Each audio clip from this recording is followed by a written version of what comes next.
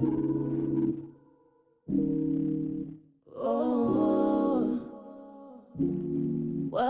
to my delusion. You've made it. The world is quiet now and it's just us. This is no filter. Welcome to the no Savon fluff, Experience just me Pillow Talk in my Solo pajamas. Edition. Telling Your the safe radio space to reflect, exhale, Never and needed get space real. to just breathe, I'm your to host, feel seen Savon, and and judged, tonight little we're less diving alone at deep. night. So get comfortable, That's take a what this breath, is. That's and what let's Pillow Talk is. talk.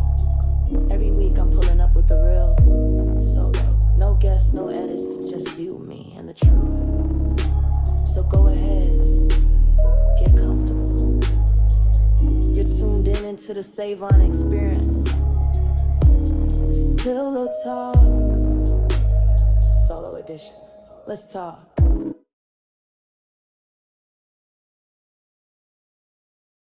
Savon Experience Pillow Talk Solo Edition, where the conversation is raw, the vibe is real, and nothing is off limits. Tonight, let's talk about something we don't give enough of: grace. You know, we're quick to call out, quick to cancel, quick to judge, but slow to ask why. So tonight's episode is all about the pause. Let's pause. That reflection and the deep power of choosing understanding over assumption. I'm ready for this. I'm going to tell you that right now. We don't do enough of this, period. Point blank, period. We pretend, but we don't do enough of it. Think about a time when someone acted out of character, when their behavior caught you off guard. Did you ask? Did you pause to ask, what were they going through? Or did you judge first and ask never? It is important in today's world with everything going on. You've got the Diddy trial. You've got things going on in the White House. You've got the legitimate cause facing adversity every day. You have our fellow friends who are immigrants, naturalized or unnaturalized, legal or illegal, that are facing life-altering experiences. And there's so much judgment that's going on today that no one really asks why. And the narrative that we're fed, although I do understand these circumstances may arise sometimes, but bitch, let's be real. It is not always the case. Where someone has entered illegally or someone has not completed their paperwork, or just having a bad day and someone just doesn't like you. So in today's world, it is often knee-jerk reaction to judge, never ask questions, never think about the whys, the who, what, when, and why. Let's say the 5 whys. Never do. We always quick to accept whatever's fed to us, their version of the truth. One point of view. Oh, this seems to happen to these type of people. Oh, their type of you definitely, the legitimate cause, they're trying to take over and brainwash our children. Fucking why would we want to brainwash your kids? What's the point? What's the mission? Why aren't you protecting your kids? Let's say that's the case, that someone is. It is your job to protect them. But you don't have to discriminate against a whole grouping of people to do so. You don't have to pass judgment without asking for clarity, for asking for examples, for asking for someone's side of the story. You don't have to do any of those things. But here are 2 things that feed into it. The ego, I call it the ego, and I call it the superiority complex. A lot of people judge to feel better about themselves. It gives them a temporary high, a sense of control or superiority. But here's the truth. When you sit in judgment, you stand in distance and you miss the full picture. Now, some of you may not even gotten what I just said. When you stand in or sit, in judgment, you stand in distance and you miss the whole point of it all or the picture. Every time. There are instances where you could be fucking right. You could be, bitch, maybe. But 9 times out of 10, your ass is wrong and you pass in judgment. I think about how I am received most of the time when someone understands that I am from the Legitimaquah experience. It is often shock, amazement, judgment, or if I'm not instantly met with the discrimination, rejection or feeling of rejection, if I'm not instantly met with that, it's oh, but you're so different. Why the fuck am I different? Probably because you took the opportunity to get to know me,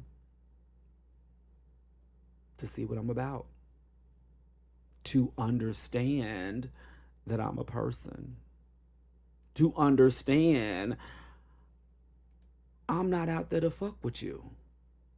I'm not out there to cause you problems. I'm not trying to do anything to you and your family.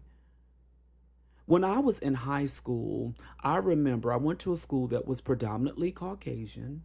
I transferred from a school that was mostly black, middle to, I won't say middle income. I won't say low income, and I'm not going to say high income, but middle income black families to high income black families. Public school, predominantly black. You saw the highs of the highs and the lows of the lows in people. I went to school with an array of black people, people who looked like me.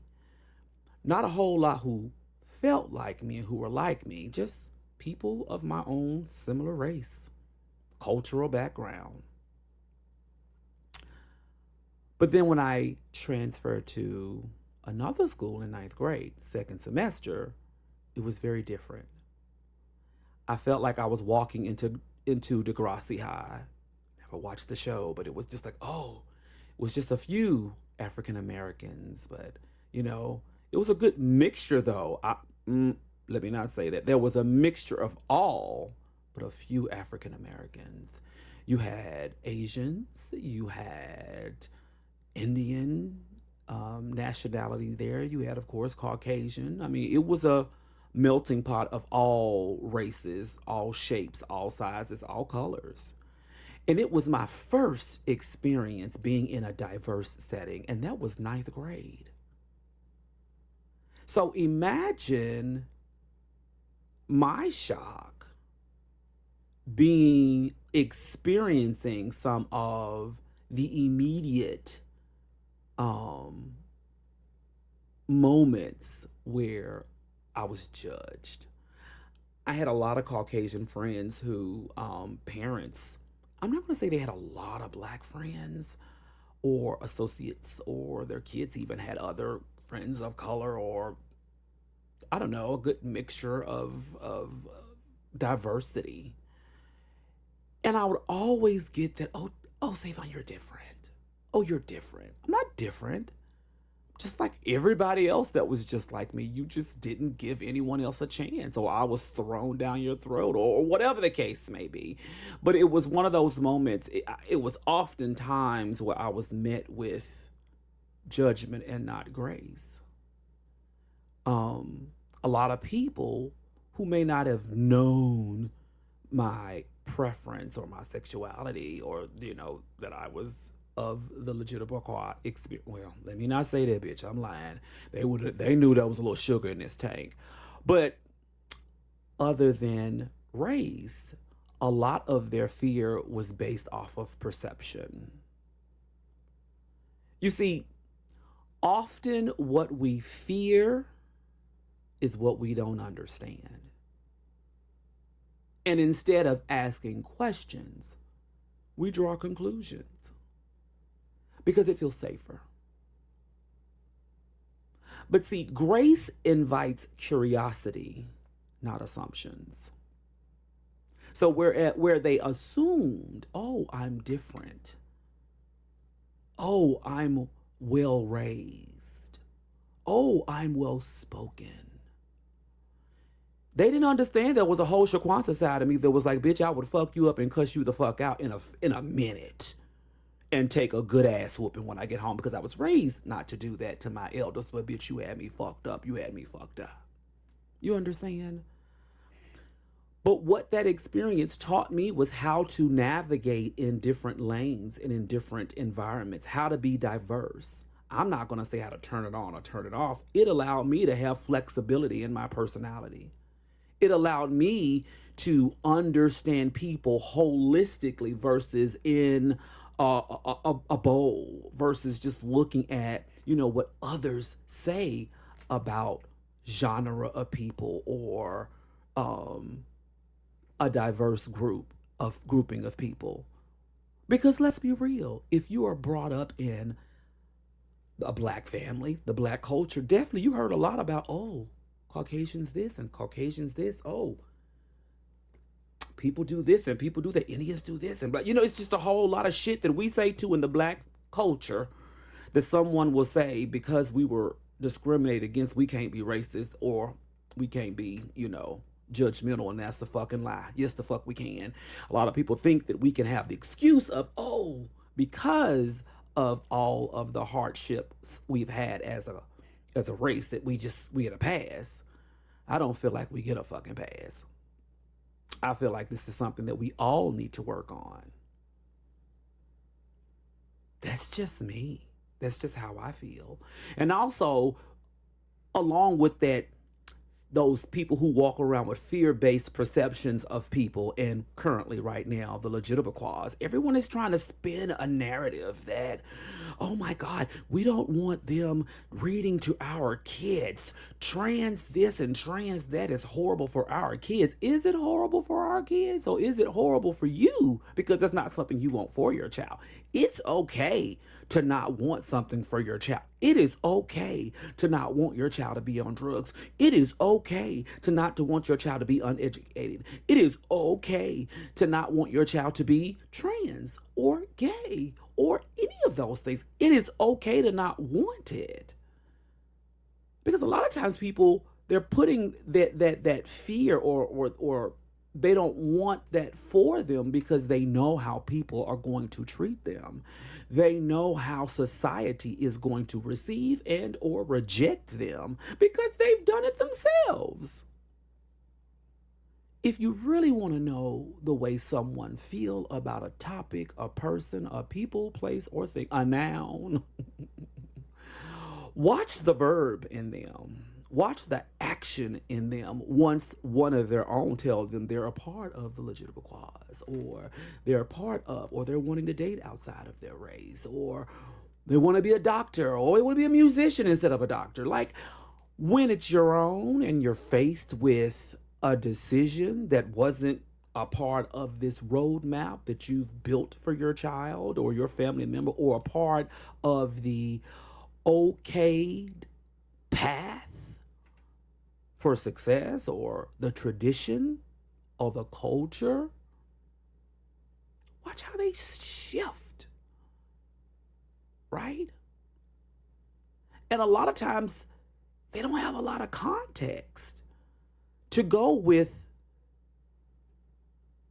the analogy or the feeling or emotion that they have around that fear. Lack of context is real. Most of what someone goes through, you realize you'll never see. The friend who snapped at you, maybe they're just lost in that moment. Maybe they lost a loved one. Maybe they just had a bad day at their job. Maybe their spouse is cheating on them. Maybe they found out that they have an illness. You never know what someone's going through. or hell, or two. That coworker who's withdrawn. The person who won't speak to you when you say hi, they won't say hi back. How do you know they're not battling depression or loss in their life? How do you know that they may not have social anxiety or just be socially awkward? But instead of giving grace and trying to understand why they responded or didn't respond to you in the manner in which you thought was suitable, you decided to lash out at them, judge, and just go for the jugular. And yet, when we're writing our essays on college entrances and when we're in these interviews, we want to make sure we've checked all the things of our list as far as the behavior skills that align with someone or a candidate that for this position that you're applying for. However, you know the right things to say, you know the right way to act when you're trying to, deceive someone, or when your representative has shown up. But in that moment, when you're so quick to snap, Shaquansha, ooh, that was shady. You don't think about what that person may be going through. You took it totally personally, and it may have nothing to fucking do with you. Nothing. So, most people don't give grace because they have an ego. They have this ego that makes them feel like they're more superior than you. Others, they have this fear-based perception, so fear makes them treat you like shit or not give you an opportunity and or chance. And then lack of context as, related to why you respond or not respond or act the way that you act. A lot of times experiences teach people how to work, how to show up with you. Oftentimes you are treated the way others have taught them to treat people. You know how people say you can teach somebody how to treat you? Well, people can teach someone how to respond to the whole. And it don't take a whole lot. It can take one or a few bad actors to make someone shift and change the way they show up for everyone. And a lot of times, what I've learned is that it's due to self-preservation. They're trying to find the least, path of resistance, the least amount of conflict. How do I move so where, I'm not making a big footprint? I just want to be left the fuck alone. Sometimes you want to chit chat and talk to people and they don't really want to talk to you because of several reasons. And guess what? They don't owe you shit. So they don't have to talk to you at all.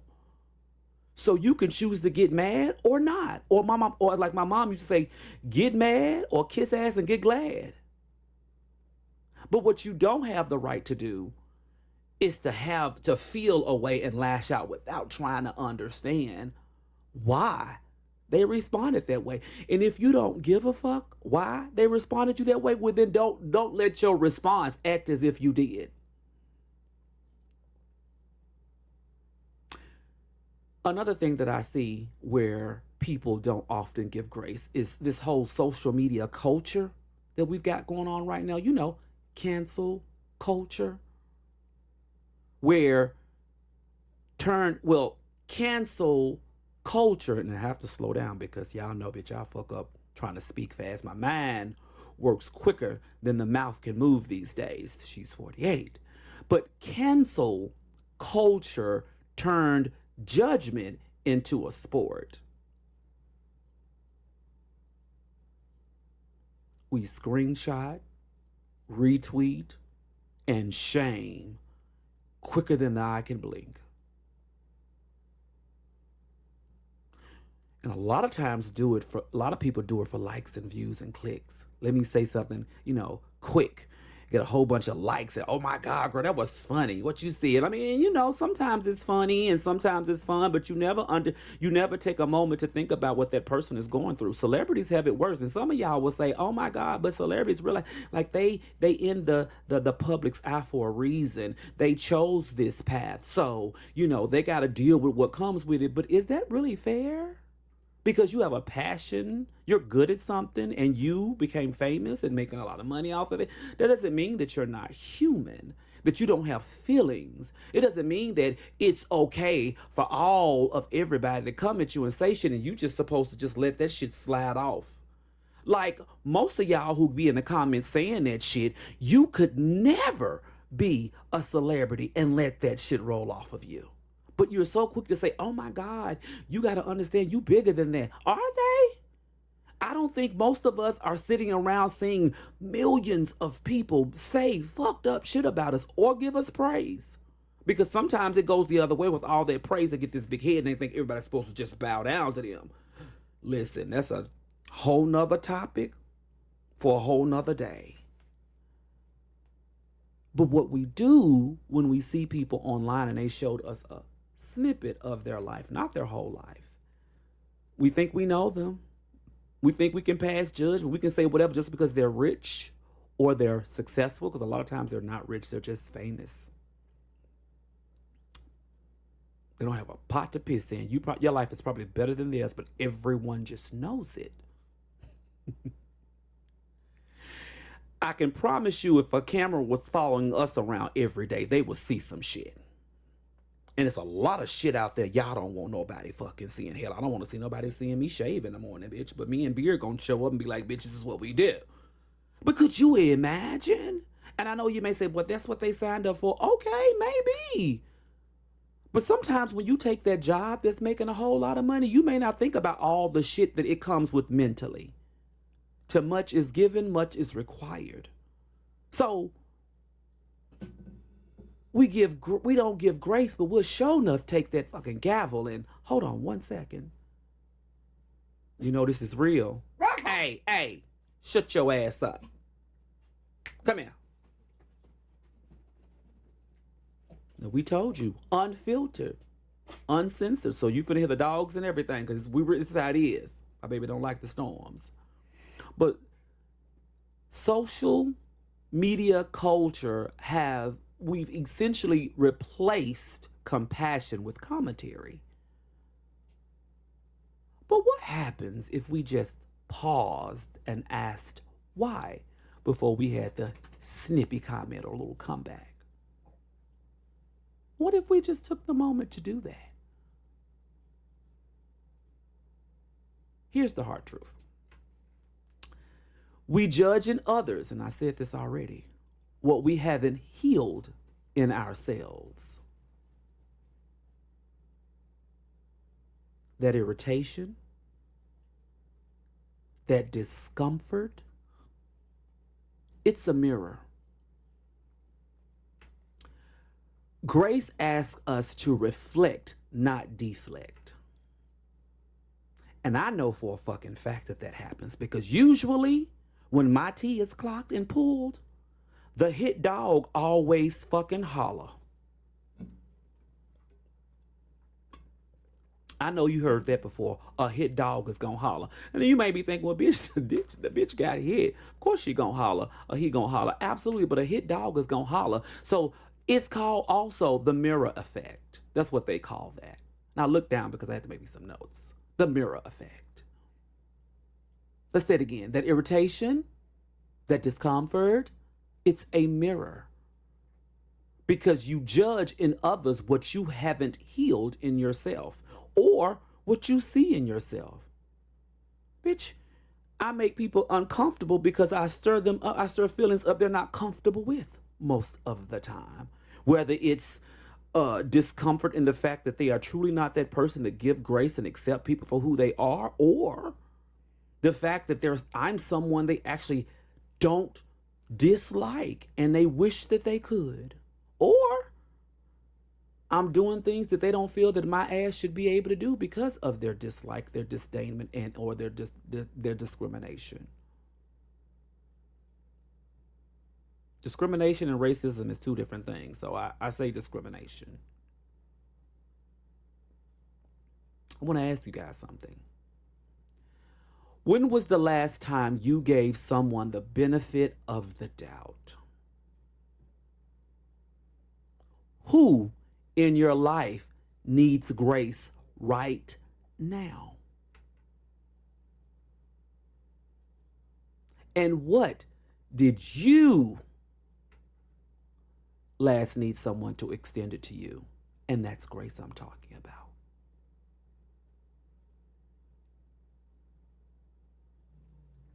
I'm going to be quiet because I need y'all to think about that. Let me say that again for the folks back in the back who probably didn't hear me.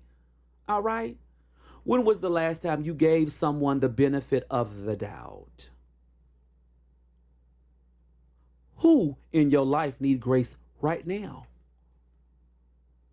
And when did you, honey bunch, last need someone to extend it to you?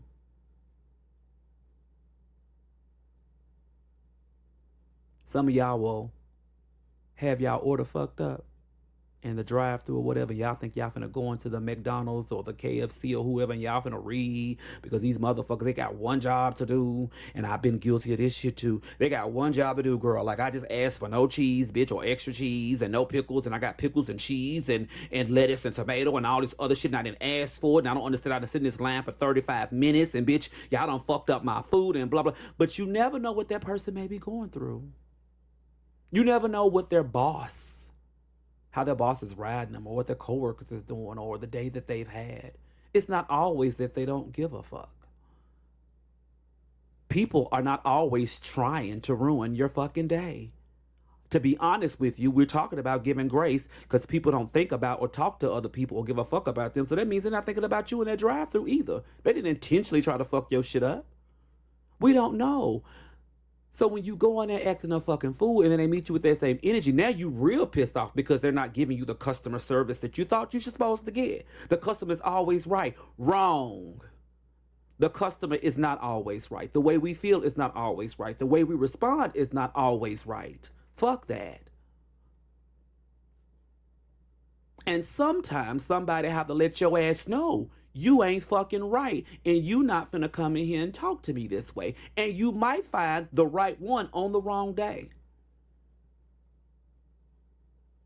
And then you done got your ass handed to you, and now the family want to jump into it. They want to help. You done did this, but they didn't see all the energy that you walked in there with. They didn't see how you approached that person. Mothers whose kids done got their asses kicked because the kids is the bully. You don't see what your kid is doing, but you just saw that the person getting bullied, and maybe their cousins and their crew coming in and setting your child straight or setting you straight. Now, I'm not saying that violence is the answer, but I am saying that sometimes getting your lick back will reset a motherfucker's intentions with how they deal with you.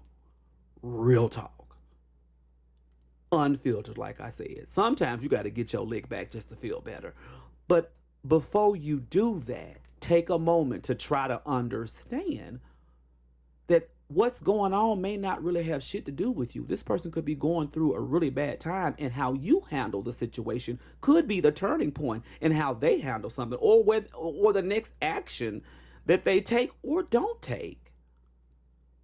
I know it's a lot to think about when you got a whole bunch of shit going on in your day. You like, bitch, I ain't got time to be thinking about shit like that. Too much is going on in my day, and I got too much to do. Well, so do they. We all do. So, told y'all this podcast was going to be about 30 minutes. I'm going to be quick and out, and we've been in here for about 28. If something, the next time you are challenged, I'll say that. Let's be PC right now. You're challenged. Take a moment before you react to kind of assess the situation. Or just don't react the way you instinctively want to react in that moment. Give grace. Now, I know we can't all do that all the time, but if you do it and you practice it more, You'll be amazed at how many people will come to will remember that day or remember that moment or remember that action or lack thereof because you didn't knock the fuck out of them. And they didn't have to knock the fuck out of you. And it may help them see, wait, I'm doing a little too much. Let me chill the fuck out, right? Let me calm down. Let me calm down. Let me calm down. So, wrapping it up. If something I've said tonight resonated with you, give someone a little more grace this week, especially the one you don't think deserves it. And don't forget to extend that same grace to yourself. If you're feeling this message, bitch, and it helped you either assess something, if it pissed you the fuck off, or it made you think, you know what, Savon girl, like, I've had a hard day and let me do that. Then listen, subscribe, share, join the conversation in the comments. Y'all, I'm going to try to drop episodes every Sunday and every Wednesday at 8 p.m. Central Standard Time on all podcast streaming platforms and on YouTube. But if you one of the divas and jivas of the Savon Experience, you get early access, exclusive behind the scene cuts and content and shit. Sometimes it goes on for 30 minutes and I have some more shit I want to say and I'm just going to drop that just for my members, right? So I just want you guys to remember, the next time you're challenged, the next time your boss come to you talking sideways, you don't know what their bosses have said to them and their bosses' bosses have said to them, and you don't understand. I mean, you can give them a quick, gentle redirect, but I will say extend grace. Now, don't be nobody's fucking doormat, but extend grace. Think, breathe,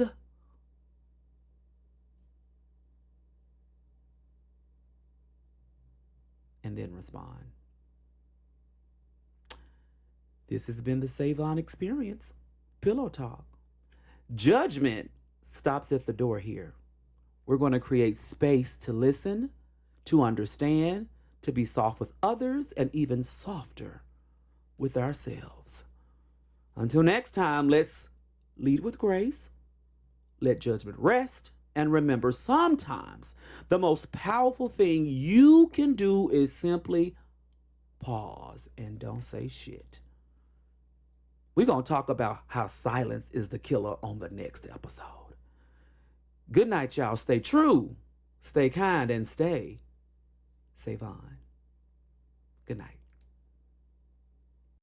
Slide into the quiet space where the moonlight touches grace. Thank you for sharing this moment with me. Remember, grace isn't just for others, it's for you too. Until next time, this has been the Savon Experience Pillow Talk Solo Edition. Be kind, be soft, be you. Let it flow. No mask, no noise, just my truth in the dark. Laid back whispers straight from the heart. Let the world now come and walk this walk. You're deep inside the Savon Experience Pillow Talk.